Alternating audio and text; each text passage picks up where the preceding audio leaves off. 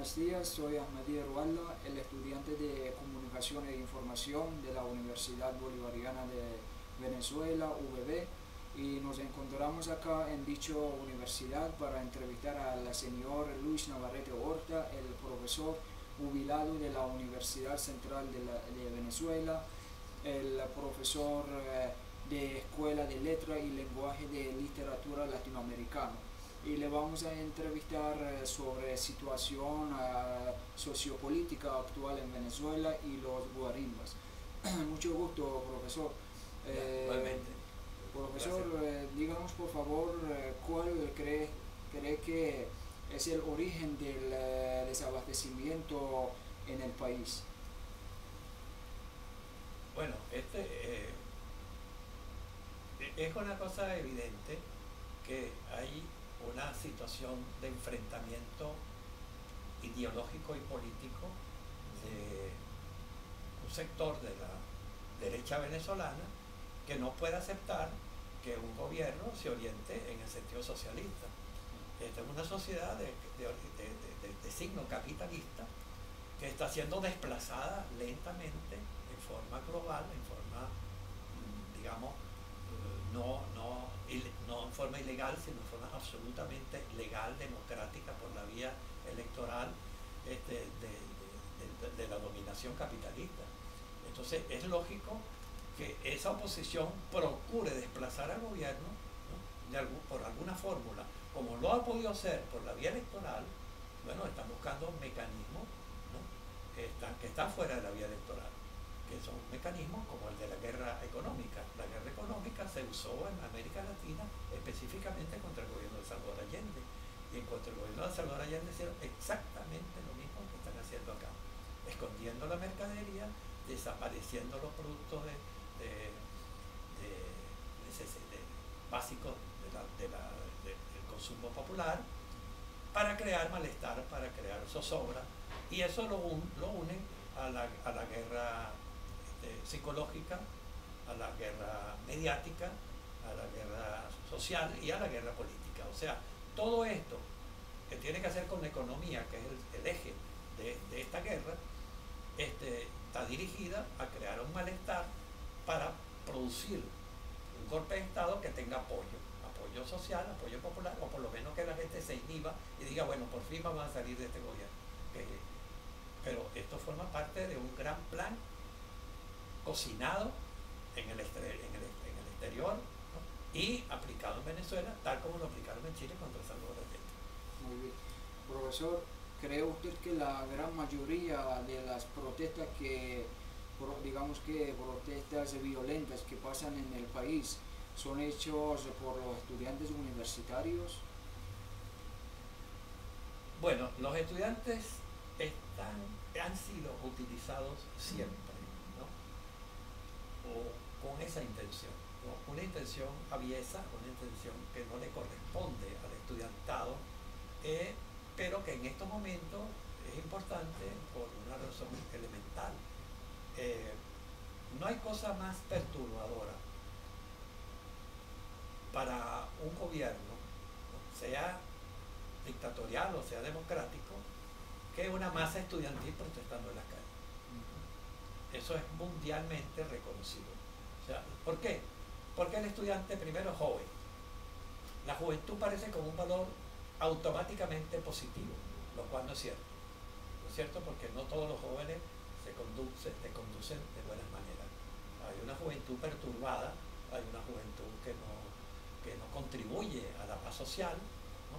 Y entonces lanzan al estudiantado liceísta y universitario a la calle, porque eso tiene mucho apoyo social, eso tiene mucho apoyo psicológico, ¿no? Y el estudiantado siempre aparece como gente noble, como gente que todo lo que plantea es positivo, ¿no? Pero detrás de ese estudiantado lo que hay es un gran movimiento político, ¿no?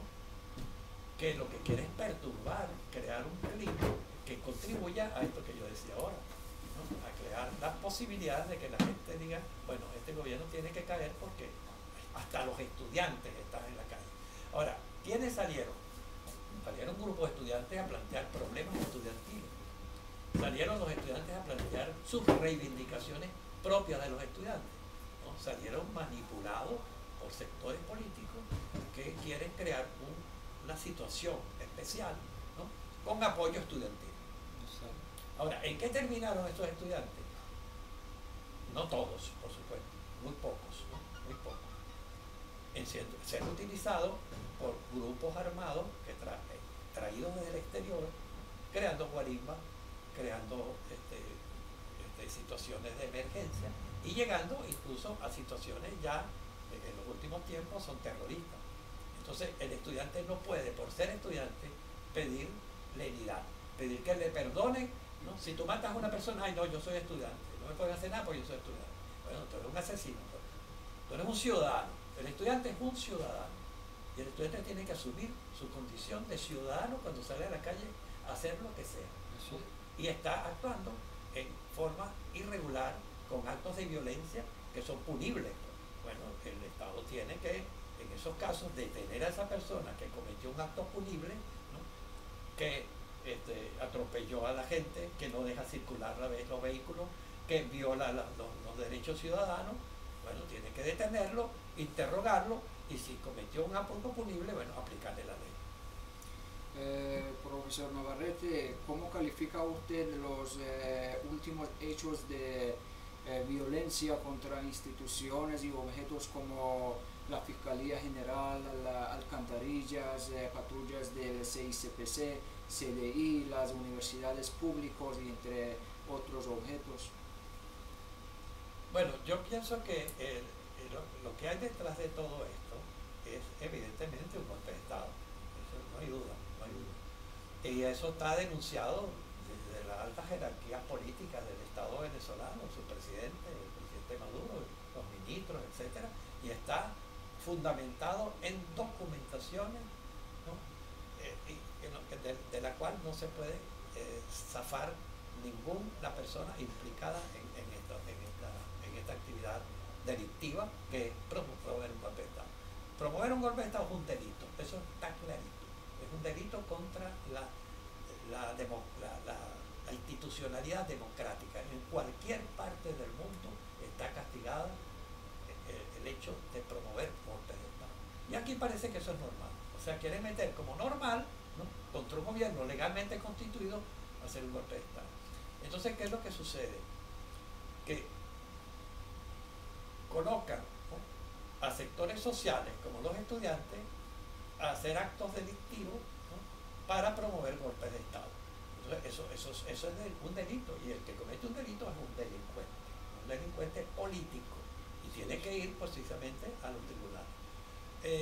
Aquí lo que se está produciendo es una situación de descomposición social, ¿no?, que crea las condiciones para que todo el mundo acepte la necesidad de salir del gobierno, como sea, ¿no? O sea, ya que no pueden ganar una elección, porque han perdido de 16 elecciones, han perdido 15, entonces tienen que buscar estos mecanismos que son absolutamente ilegales y están fuera de lo previsible dentro de un gobierno que tiene una constitución, los partidos políticos funcionan, no hay presos políticos, no hay exiliados políticos, aunque ellos dicen que son exiliados. Cometen un delito en Venezuela, se van al exterior y dicen que son exiliados.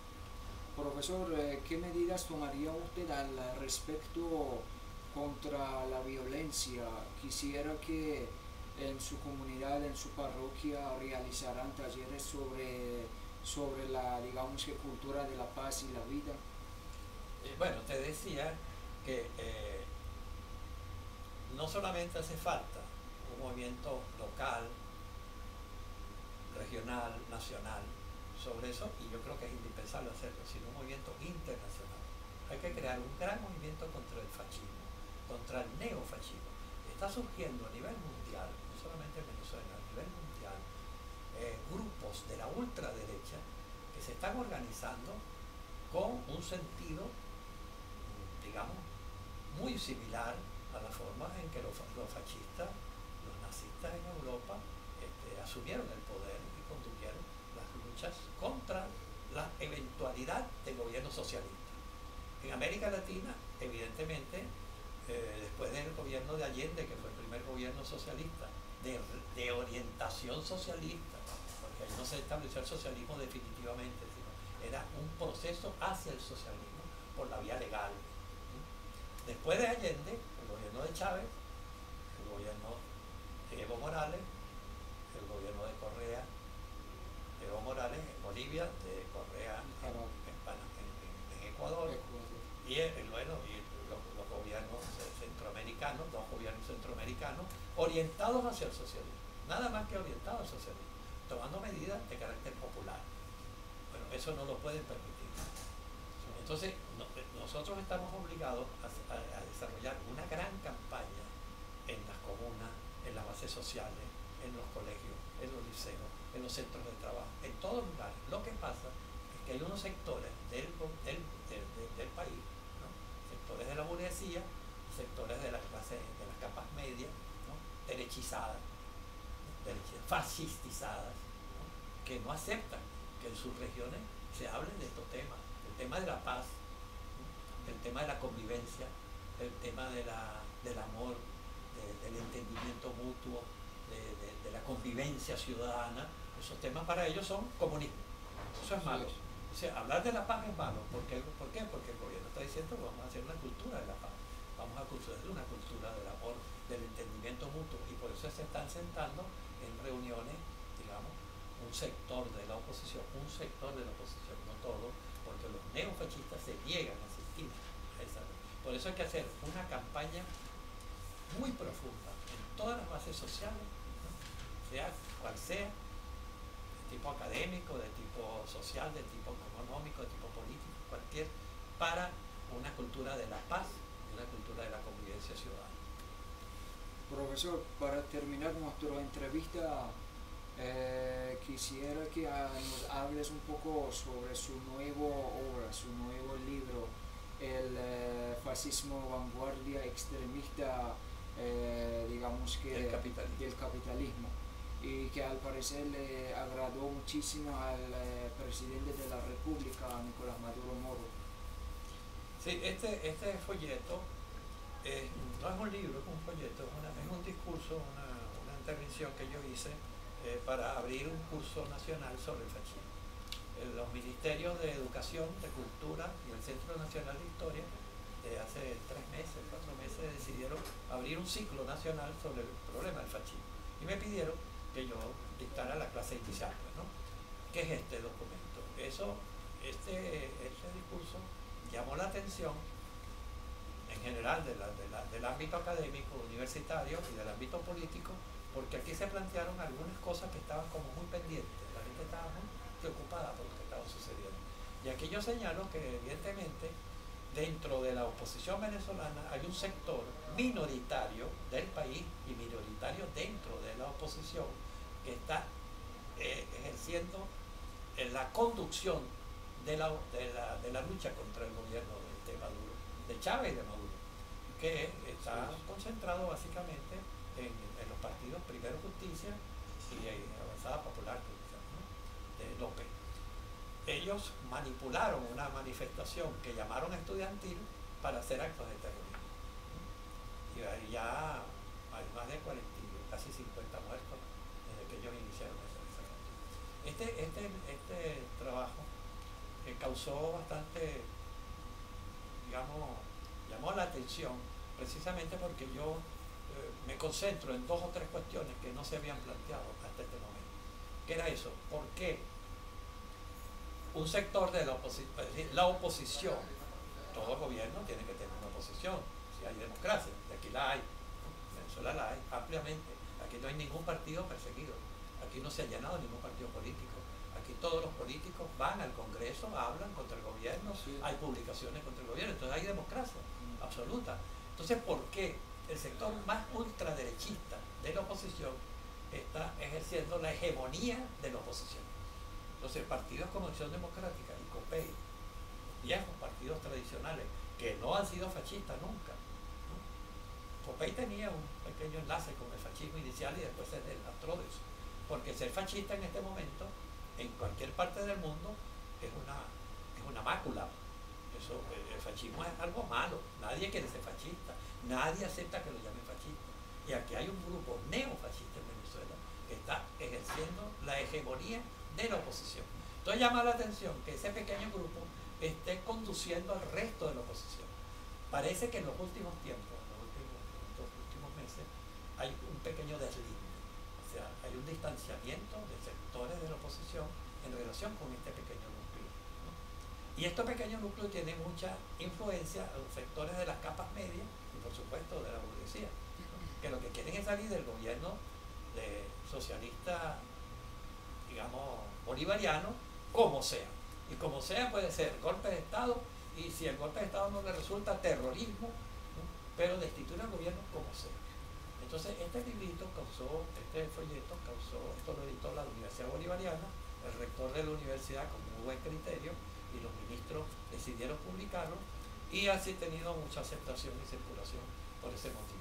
Y este folleto, como yo lo dije una vez en una entrevista que me hicieron en la televisión, es una alerta a Venezuela, que nos preparemos, porque este movimiento neofascista no se derrota sino con conciencia, creando en las grandes masas nacionales la idea de que el fascismo es un riesgo, el neofascismo, un régimen que venga con esa orientación neofascista después de nuestros gobiernos democráticos, es un riesgo para Venezuela. Es un riesgo porque lo que vamos a tener es persecución, odio, ¿no? Y lo que pasó cuando tomaron Allende, ¿no? Con el gobierno de Pinochet. Sí. Profesor, muchas gracias por su participación en esta entrevista y sus aportes a la comunicación. Gracias. Muchísimas gracias.